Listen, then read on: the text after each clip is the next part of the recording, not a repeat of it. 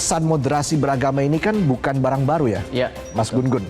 Tapi yang menarik juga kenapa Kementerian Agama menjadikannya sebagai program prioritas.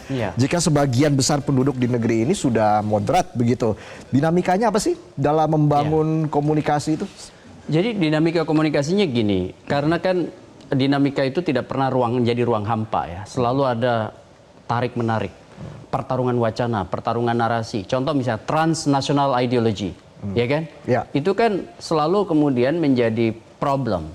Melewat misalnya macam-macam kanal, baik itu jejaring komunikasi organisasi ataupun lewat platform digital.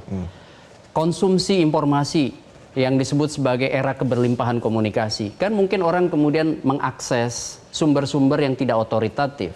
Sehingga mindsetnya terbangun bahwa persepsi soal keberagamaan tuh begini, begitu. Berdasarkan cara dia mencari informasi. Kalau dulu mungkin ketika bicara soal bagaimana mendudukan agama, negara, kemudian kemasyarakatan itu larinya pada sumber-sumber otoritatif, buku, ya kan, kemudian tokoh atau misalnya guru atau dosen. Nah sekarang banyak yang shortcut ke sosial media, googling, dan belum tentu sumber-sumber informasi itu sumber otoritatif. Dan itu membentuk mindset, itu yang pertama. Sehingga bisa sangat mungkin Mas Reza, transnational ideology bisa diakses oleh orang dari manapun, kapanpun. Apalagi kepada generasi baru tadi ya, Pak Kiai. Ini sebenarnya bagaimana mencegah umat terjebak populisme Islam? Apalagi Gen Z kan jelas identik dengan digital begitu, dengan dunia digital. Bagaimana Anda melihat ini? Jadi memang nanti atau dari dulu sampai sekarang itu masih tetap akan ada pertanyaan anak-anak muda, mudanya sekarang atau mudanya nanti, itu ada pertanyaan begini. Ini yang pertanyaan terus-menerus. Saya bernegara di Indonesia, berbangsa bernegara di Indonesia, apakah sudah sesuai dengan ajaran agama saya?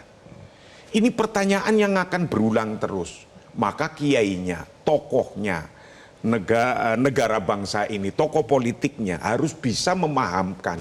Sehingga kalau nanti mereka sudah paham, tidak akan bertanya yang semacam ini. Karena kalau coba seperti yang diceritakan tadi oleh Profesor, dia nemu referensi yang berbeda itu. Yang bertentangan dengan referensi yang kita jalani, itu akan menjawab dirinya pun salah. Padahal Founding Fathers dulu sudah membuat kayak sesuatu ajaran yang itu sangat mudah untuk kita untuk kita pahami. Jadi formulanya sudah ada sebenarnya. Sudah ada formulanya bahwa sesungguhnya kalau untuk umat Islam ya, saya nggak jawab yang untuk non-Muslim. Bahwa negara yang model Indonesia itu sudah mengkopi dengan negara yang diajarkan oleh Rasulullah Nabi Muhammad. Misal contoh bahwa negara Madinah itu agamanya pun berbeda-beda di negara Madinah.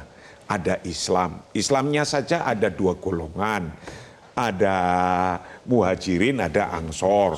Kemudian ada Nasrani, ada Yahudi, ada Majusi. Ini kan beda-beda agama. Dan ketika di Islam pun ada beda kelompok, maka ketika ini sudah sepakat untuk menjadikan sebuah negara, bangsa untuk bersatu, maka kita harus tetap menjunjung tinggi. Dan Indonesia sudah demikian, sudah sama seperti ini. Wa man lahiqa bihim wa jahada ma'ahum innahum ummatun wahidah.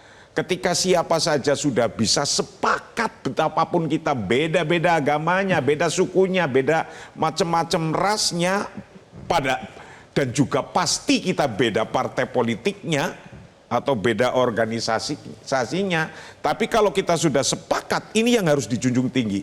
Waman lahiqa bihim wa jahada ma'ahum innahum ummatun wahidah. Siapa saja yang sudah sepakat, betapapun dari macam-macam ragam backgroundnya, sebutannya walaupun agamanya beda itu innahum ummatun wahidah. Kita semua adalah bangsa yang satu.